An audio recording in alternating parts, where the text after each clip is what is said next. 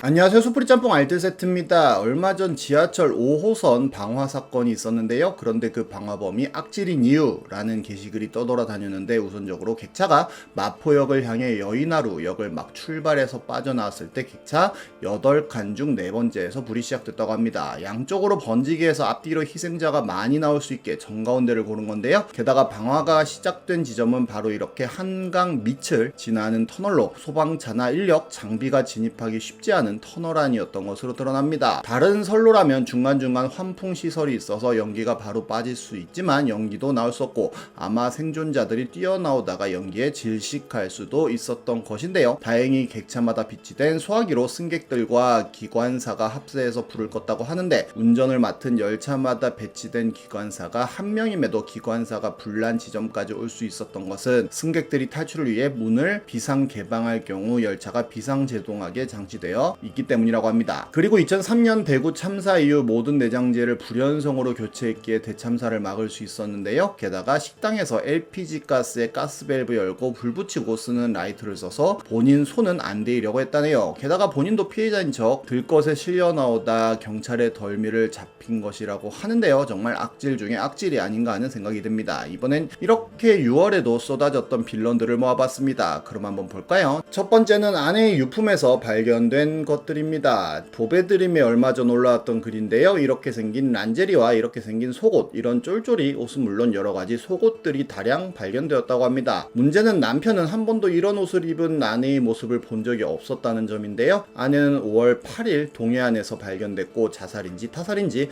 모른다고 남편이 제일 먼저 조사를 받았다고까지 합니다. 상간남은 평택에서 사무 업무, 현장 업무 병행하며 일하고 부업으로 배달하면서 집은 수원에 얼마 전 이사했고 차도 바꿨다고 하는데요. 이것들이 오픈 채팅방에서 만나서 이렇게까지 갔다며 아내보다 6살 많은 80년생이라고도 합니다. 애엄마는 5월 초에 변사체로 발견되어서 부검했고, 글쓴이 아들은 아직 엄마가 사망했다는 걸 모른다고도 하네요. 그리고 글쓴이는 두 번째 글을 올렸는데, 글쓴이가 현재 가정 경제 상황을 이야기하며 한 달 1,500 가까이 쓰는데 본인 능력이 안 된다면서 본인이 죽어야 하나 싶다라고 보내자, 와이프는 내가 뭐 어떻게 해줄 방법이 없다며 본인 자신도 너덜너덜해서 위로도 못 해준다는 이야기만 했다는데요. 포렌식을 해보니 한두 놈이 아니었다며 본인은 개처럼 일해서 식구들 입에 들어가는 거 아까워하지 않고 차에서 라면 끓여 먹으며 가정을 지키려고 노력을 했다고 합니다. 본인은 화물차에서 1,200원짜리 라면 먹어가며 차에서 쪽잠 자고 생활했는데,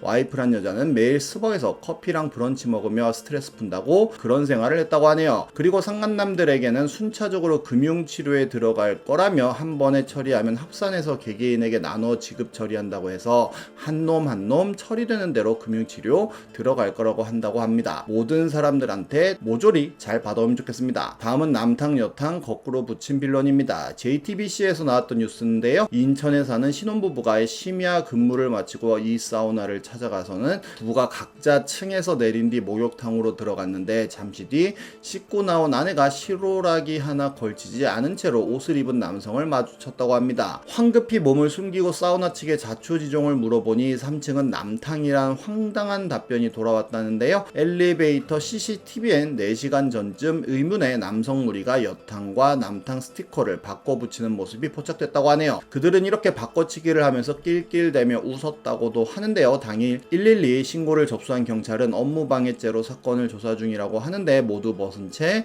남성들을 마주한 여성은 결국 정신과 치료까지 받게 되었다고 합니다. 다음은 쿠팡에서 3,200만원어치 반품한 20대 여성입니다. 그녀는 로켓 프레시 상품에 하자가 있거나 배송 문제로 반품을 신청하는 경우 쿠팡 측이 해당 상품을 회수하지 않은 채 자체 폐기를 요청하고 대금은 환불해주는 정책을 악용했다고 하는데요. 2023년 11월부터 2024년 4월까지 약 6개월 동안 1683회에 걸쳐서 우유, 버터 등의 상품을 주문, 배송받은 뒤 반품을 요청해 총 3,185만 6,030원을 편취한 혐의로 기소가 되었다고 합니다. 한 달에만 거의 200번을 넘게 반품 요청을 한 것인데, 하루 평균 7, 8회 정도를 반품했다는 꼴이 되는 것인데요. 당연히 쿠팡에서는 그녀를 사기죄로 고소하였고 결국 기소되었는데, 결과적으로 징역 8개월에 집행유예 2년을 선고받았고 120시간의 사회봉사를 명령받았다고 하네요. 다음은 한 달에 150만원 용돈 달라는 대딩딸입니다. 블라인드한 한 공무원이 올렸던 글인데요. 대학 대학 들어간 딸이 자기는 학교 다닐 때는 알바하고 싶지 않고 공부와 대외 활동에만 전념하고 싶다며 집에서 학교 다니니까 월세 이런 것도 필요 없는데 용돈으로 150만 원을 요구한다고 합니다. 등록금과 교재비는 따로 지원해주고 자기는 매달 받는 용돈으로 학업을 이어갈 수 있다며 식비, 교통비, 꾸민비, 데이트비 등으로 이 정도는 기본이라고 했다는데요. 대딩딸의 요구를 수락해야 하는 거냐며 그나저나 한 달 150 주면 본인은 노후 준비는 포기해야 된다며 마무리를 했는데 직장인인 본인도 글이 안 쓴다는 댓글이 많은 추천을 받았고 알아서 벌으라고 하는 글에는 딸이 그건 못하겠다는 답변을 했다는 댓글이 달리기도 합니다. 한 의사가 나보다 더 많이 쓴다며 지가 직접 벌어도 저만큼은 안 쓰겠다면서 등록금 포함 금액이냐고 묻자 등록금 교재비는 별도로 내놓으라고 했다고 하며 알바는 왜 못한대? 라고 물어보자 공부랑 대학 때만 할 수 있는 유의미한 경험인 여행, 연애, 모임, 우정, 도전에만 몰입하고 싶다는 대답을 했다고 합니다. 이 글은 캡처되어 급속도로 많은 커뮤니티에 퍼져나갔고 심지어 굉장히 많은 뉴스에까지도 나오게 됩니다. 그리고 많은 사람들이 그 딸을 욕했었는데요. 이건 딸내미를 위해서라도 주면 안 된다는 댓글이 달리기도 하고 정신 상태 문제라며 다 큰 대학생이 아직도 부모한테 손 벌리려는 것은 자식이 정신 상태가 틀렸다는 댓글이 달리기도 했는데 결국 그 공무원은 너무 큰 관심이 부담스러웠는지 해당 글을 삭제하고 맙니다. 다음은 처녀가 여길 왜 왔냐 고 물어봤다는 산부인과 의사입니다. 산부인과의 리뷰로 올라왔던 글이 큰 화제가 되었었는데요. 가지 마세요 라며 본인은 청소년인데 진료실 들어가자마자 의사가 하는 말이 처녀네? 산부인과에 처녀가 왔네? 처녀가 왜 와? 나 지금 소문내야겠네? 소문내야겠다 하고 이딴 말이나 하고 있었다고 합니다. 글쓴이는 스트레스성 방광염 때문에 갔지만 기분이 정말 나빴고 왜 본인이 처녀 운운하는 소리를 들어야 하는지도 모르겠다고 쓰는데요. 그리고 정말 임신 가능성이 있던 여성 청소년이 진료를 받으러 와서 그 끔찍한 말을 들었다면 작은 가능성으로라도 소문이 날까봐 무서워 다음부터는 병원에 오지 않았을 거라며 방치했을 거라는 이야기도 합니다. 그러면서도 의사냐며 간호사 선생님 몇 분은 정말 친절하시다고 하는데요. 하지만 의사 때문에 정말 비추천한다며 특히 처녀인 청소년들은 피해가라며 마무리를 했는데 이 글 역시 캡처되어 굉장히 많은 뉴스에 나오게 됩니다. 어느 산부인과냐며 저거 미친 거 아니냐며 어느 산부인과인지 공개하라는 이야기가 나왔었는데 10대 청소년뿐만 아니라 그 어떤 여성에게도 해서는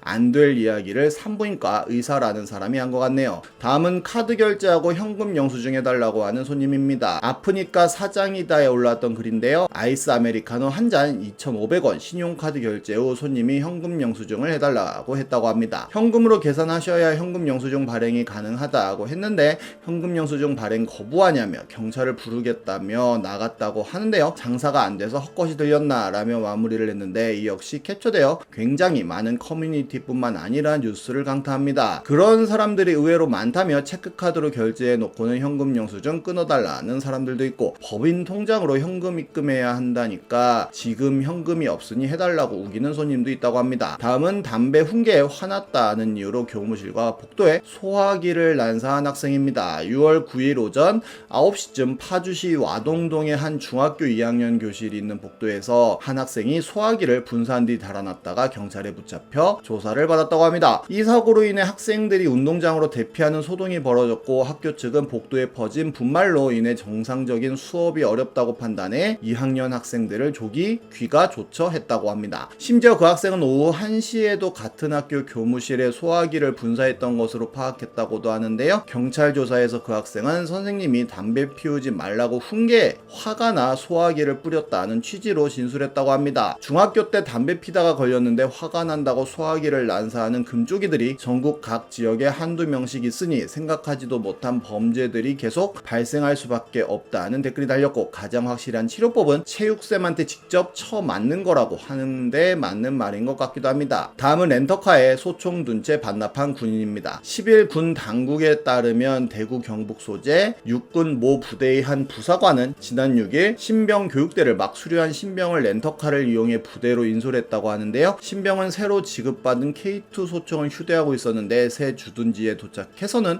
깜빡하고 소총을 차에 두고 내렸다고 합니다. 인솔을 마친 부사관도 차에 신병의 소총이 있다는 사실을 알지 못한 채 렌터카를 반납했다는데요. 해당 부대는 이후로도 신병의 소총이 사라졌다는 사실을 몰랐다가 사흘이 지나서야 렌터카에 소총이 있다는 민간인의 경찰 신고를 전달받고서야 사고를 인지했다고 합니다. 해당 부대는 신고 접수 후 즉각 출동해 렌터카에서 소총을 회수했다고 하는데요. 인적, 물적 피해는 없었지만 민간인 신고가 있기까지 총기 분실을 사흘 동안이나 인지하지 못했다는 건 정말 큰 군기강 해이가 아닌가 하는 생각이 듭니다. 6월에도 정말 대한민국을 뜨겁게 달군 빌런들이 많았는데요. 앞으로 또 어떤 사람들이 나타날지 기대와 걱정이 됩니다. 지금까지 소프리 짬뽕 알뜰 세트였습니다.